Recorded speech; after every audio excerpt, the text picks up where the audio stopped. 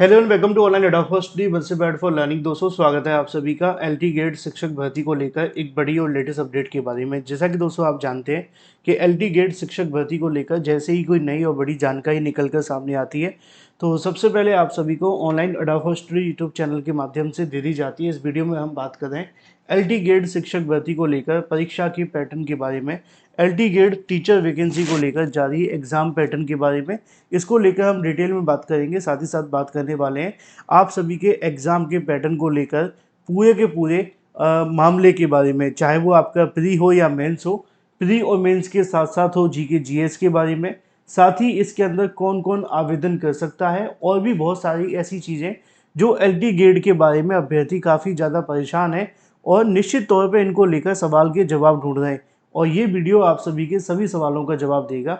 बस शर्त ये होगी कि आपको वीडियो शुरू से लेकर के लास्ट तक देख लेना है। और अगर आपके मन में कोई और सवाल है इसके अलावा तो आप कमेंट करके पूछ लीजिए, मैं उसका जवाब आप सभी को रिप्लाई के माध्यम से दे दूंगा।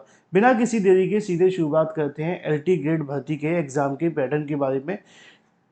देखो, एलटी गेट शिक्षक भर्ती को लेकर उत्तर प्रदेश लोक सेवा आयोग का जो एग्जाम है उसमें ज़मीन और आसमान का अंतर है। क्योंकि कोई और जब भर्ती कराता है ना तो आपने देखा है कि उनके जो एग्ज़ाम के पैटर्न होते हैं वो थोड़े से अलग रहते हैं, लेकिन यूपीपीएससी का एग्ज़ाम का पैटर्न बहुत डिफरेंस है। आपने साल 2018 की भर्ती का पेपर उठा करके देखा होगा और मैं दावे के साथ कह सकता हूँ कि आप में से 90% जो कैंडिडेट हैं वो अगर आज भी एलटी गेट के अपने सब्जेक्ट के पेपर को उठा करके देखें और उसकी तैयारी पे अगर आप 3 घंटे का समय लगा करके उस पर पेपर को सॉल्व करने का प्रयास करें तो दावे के साथ मैं कहूँगा कि 50% नंबर भी ला पाना मुश्किल होगा। उसकी वजह क्या है कि जो यूपीपीएससी का पैटर्न होता है, यूपीपीएससी का जो अपना एक कह सकते हैं क्राइटेरिया होता है एग्जाम को लेकर, वो डिफरेंट होता है अदर संस्थाओं के बारे में। चाहे वो आपकी यूपी उत्तर प्रदेश शिक्षा सेवा चयन आयोग हो, चाहे वो पीएनपी रहा हो या कोई भी आयोग, यूपीपीएससी के दर्जे का नहीं है। उसकी वजह है क्योंकि इनके एग्ज़ाम टफ रहते हैं, अदर एग्ज़ाम की तरह नहीं है। जैसे पीएनपी ने एक बार यूपीटीईटी का पूरा पेपर ही डाल दिया दोबारा से, है ना। एडिट जूनियर का आपने एग्जाम देखा होगा, 69,000 का देखा होगा। ये क्वेश्चन थोड़े से इजी थे। अब इजी इसलिए कह रहा हूँ क्योंकि 4 लाख में से 1,70,000 पास हो गए थे 60-65 पे। एलटी गेट में नहीं हुए थे। 30-33% लाना था, 30-35% जो भी इनका एक क्राइटेरिया है, 60-65 नहीं है। तो ये मामला है। फिर दिक्कत यहाँ पे क्या है कि नेगेटिव मार्किंग, और ये एक बहुत बड़ा खेल प्ले करता है आपका जो नेगेटिव मार्किंग है। इस पर भी मैं आपको बताऊंगा। बहुत सारे अभ्यर्थी मुझसे पूछ भी रहे थे नेगेटिव मार्किंग के बारे में कि क्या सर इसमें एलटी गेट में नेगेटिव मार्किंग भी होगी। बिल्कुल होगी, नेगेटिव मार्किंग 100% होगी और पिछली बार भी थी तो इस बार भी रहेगी, इस बात में कोई संशय नहीं है। ठीक है, तो नेगेटिव मार्किंग एक बड़ा रोल प्ले करता है आपके लिए। अब मैं शुरुआत करता हूँ सीधे एग्जाम के पैटर्न के बारे में। सबसे पहले अगर बात की जाए एग्जाम के पैटर्न को लेकर तो आप जानते हैं कि जो आपका एलटी गेट शिक्षक भर्ती को लेकर एग्जाम के बारे में सबसे ज़्यादा कोई चर्चा का विषय है तो वो है आप सभी का प्री और मेंस के बारे में।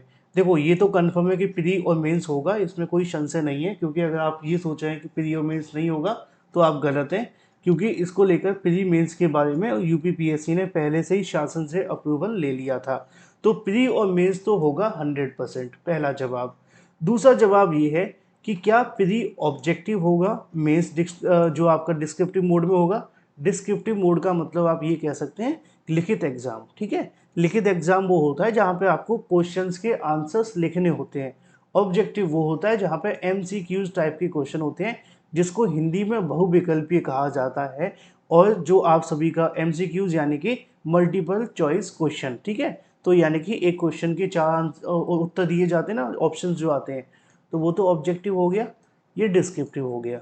अब सवाल यहाँ पे थोड़ा सा कॉम्प्लिकेटेड है। देखो, मैं आपको बताने की कोशिश करूँ तो जो मुझे जानकारी मिली है उत्तर प्रदेश लोक सेवा आयोग से, और ये आज से नहीं है, बहुत पहले से जो हमारे रेगुलर व्यूअर हैं उनको पता होगा, मैंने इसके बारे में उनको पहले भी बताया था कि उत्तर प्रदेश लोक सेवा आयोग के माध्यम से जो एलटी गेट शिक्षक भर्ती को लेकर प्री और मेंस करवाया जाएगा, उसमें जो आपका प्री का पैटर्न होगा वो पूरे तरीके से ऑब्जेक्टिव रहेगा। इसमें किसी प्रकार का कोई संशय नहीं है। लेकिन जो आपका मेंस होने वाला है इसको लेकर सवाल था। तो मेंस के बारे में भी मुझे जानकारी मिली है कि मेंस के अंदर भी जो यूपीपीएससी है वो डिस्क्रिप्टिव मोड में नहीं करवाएगा, ऑब्जेक्टिव मोड में ही करवाएगा। अब डिस्क्रिप्टिव मोड में न कराने का रीज़न मैं आपको बता देता हूँ, क्योंकि ये जो एग्ज़ाम कराया जा रहा है आयोग के माध्यम से, उनका कहना है कि हम सिर्फ 2 परीक्षाएं इसलिए कराना चाहते हैं कि अगर एक परीक्षा में धांधली घोटाला हो भी जाए तो दूसरी के अंदर जो अभ्यर्थी है वो ना निकल पाए। अब ऐसा होगा नहीं होगा मुझे नहीं पता, लेकिन ये तो तभी पता चलेगा जब परीक्षा होगी। तो जो अभ्यर्थी ये सोच रहे हैं कि भाई ऑब्जेक्टिव होगा और ये डिस्क्रिप्टिव होगा, तो ऐसा बिल्कुल भी नहीं है। हाँ, आयोग इसके बारे में जल्दी क्लियर कर देगा। कब करेगा? जब आपका विज्ञापन आएगा। विज्ञापन कब आएगा? 28 तारीख को।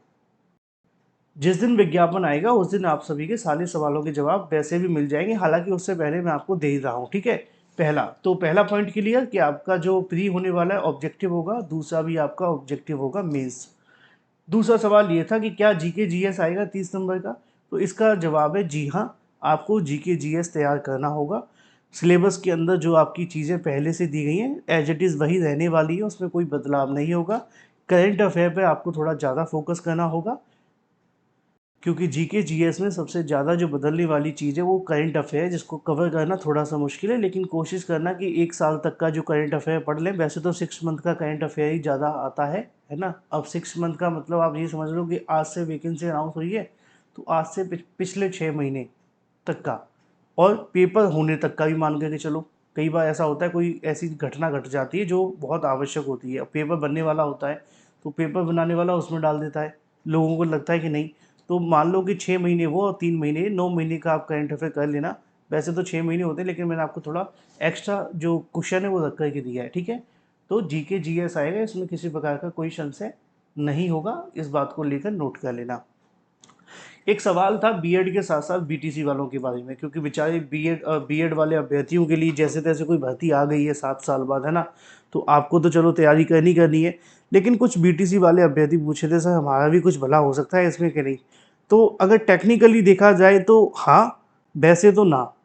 टेक्निकली का मतलब क्या है? मतलब ये है कि देखो कुछ सब्जेक्ट ऐसे हैं जहाँ पे आपसे बीएड नहीं मांगा जाएगा, लेकिन ऐसा नहीं है कि वहाँ बीटीसी मांगा जाएगा। वहाँ पे ये होगा कि अगर आप बीटीसी हैं लेकिन आपके पास में उस सब्जेक्ट की योग्यता है, फॉर एग्जांपल जैसे कंप्यूटर की बात हम कर लेते हैं या कोई और सब्जेक्ट की बात कर लेते हैं जिनमें बीएड नहीं मांगा जाएगा, उन सब्जेक्ट के लिए जो बीटीसी वाले अभ्यर्थी हैं वो एलिजिबल हो सकते हैं अनटिल अनलेस अगर उनकी योग्यता उस सब्जेक्ट के लिए है तो। यानी कि मान लो किसी सब्जेक्ट के लिए, मैं एक एग्जांपल देना चाहता हूँ कि अगर आपको जैसे हिंदी के लिए बात कर लेते हैं, वैसे हिंदी में बीएड है, मान लो हिंदी में बीएड नहीं होता तो आपकी जो हिंदी की योग्यता है ग्रेजुएशन में आपके पास होना चाहिए हिंदी, है ना। तो वो संस्कृत के साथ में कॉम्बिनेशन, तो अगर आपने ग्रेजुएशन इसके साथ किया होता तो आप आवेदन कर लेते। तो जहाँ पे बीएड नहीं है या जिन सब्जेक्ट में बीएड नहीं है उनमें ये अभ्यर्थी आवेदन कर सकते हैं अगर आपके पास योग्यता होगी तो। बाकी इसको लेकर मैं योग्यता के बारे में एक डिटेल वीडियो बनाने जा रहा हूँ और उसमें आपको बहुत अच्छे से डिटेल में समझा भी दूंगा, तो आपके सभी सवालों के जवाब मिल भी जाएंगे, ठीक है। तो इसको लेकर आप लोग समझ लेना। तो ये वैसे तो बीटीसी अलाउ नहीं है, लेकिन मैंने समझा दिया आपको कि जो सब्जेक्ट आपके बीएड के बिना है आप उनमें आवेदन कर लेना। बाकी की जो भी चीज़ें होंगी मैं आप सभी को समय समय पर बताता रहूँगा। चलिए हम बात कर लेते हैं अपनी अगली अपडेट के बारे में, और जो अगली अपडेट आप सभी के लिए है उम्र सीमा को लेकर। देखो, उम्र सीमा का जो मामला है वो काफ़ी महत्वपूर्ण है। अभी तक उम्र सीमा के अंदर हमने जो चीज़ें देखी हैं उसके मुताबिक उम्र सीमा में जो बदलाव है वो होना चाहिए। मैं भी इस बात को लेकर हमेशा से सपोर्ट कर रहा हूँ, लगातार आपको बोल भी रहा हूँ कि उम्र सीमा को लेकर आप लोग आवाज़ उठाइए।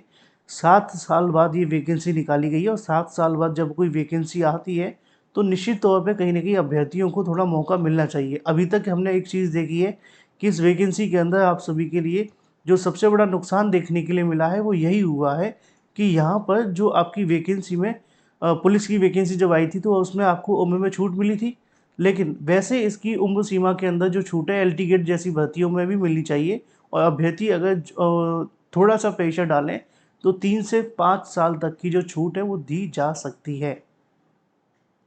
इसलिए बेहद आवश्यक है कि आप लोग सपोर्ट और समर्थन करके एक साथ जुड़ जाएं, और निश्चित तौर पे आप सभी इसके लिए अगर सपोर्ट करेंगे तो आपको जो कामयाबी वो मिलेगी, ठीक है। तो ये बात हो जाती है आपकी उम्र सीमा के बारे में। अभी तक 21 से लेकर 40 वर्ष के अभ्यर्थी ही आवेदन कर सकते हैं। बात कर लेते हैं अगर नेगेटिव मार्किंग के बारे में, तो मैंने आपको बताया है नेगेटिव मार्किंग हमेशा थी, रहेगी, इसमें कोई बदलाव नहीं होगा। हाँ, नेगेटिव मार्किंग को लेकर थोड़ा-सा आपको ये याद रखना होगा, थोड़े मॉक टेस्ट लगाने होंगे। अगर आप मॉक टेस्ट लगाते रहेंगे, तो उसके बाद आपको दिक्कतों का सामना नहीं करना होगा। इसी के साथ थोड़ी-सी और बात कर लेते हैं, और ये जो बात है वो संबंधित है कौन-कौन से अभ्यर्थी आवेदन नहीं कर सकते। देखो, अगर आपकी उम्र 21 से 40 के बीच में नहीं है, तो आवेदन नहीं कर पाएँगे, इसमें कोई संशय नहीं है। हाँ, इसके अलावा जो सब्जेक्ट का कॉम्बिनेशन नहीं बन रहा है, वो अभ्यर्थी इसमें आवेदन नहीं कर पाएँगे। अगर आपका सब्जेक्ट कॉम्बिनेशन नहीं है, तो फिर आपके लिए वैकेंसी ये वाली नहीं है। इसीलिए एलटी गेट में थोड़ी दिक्कतें आती हैं। बाकी अगर आपके मन में कोई सवाल है, तो कमेंट करके पूछ लेना, मैं एक-एक करके उनका जवाब दे दूँगा। Thank you.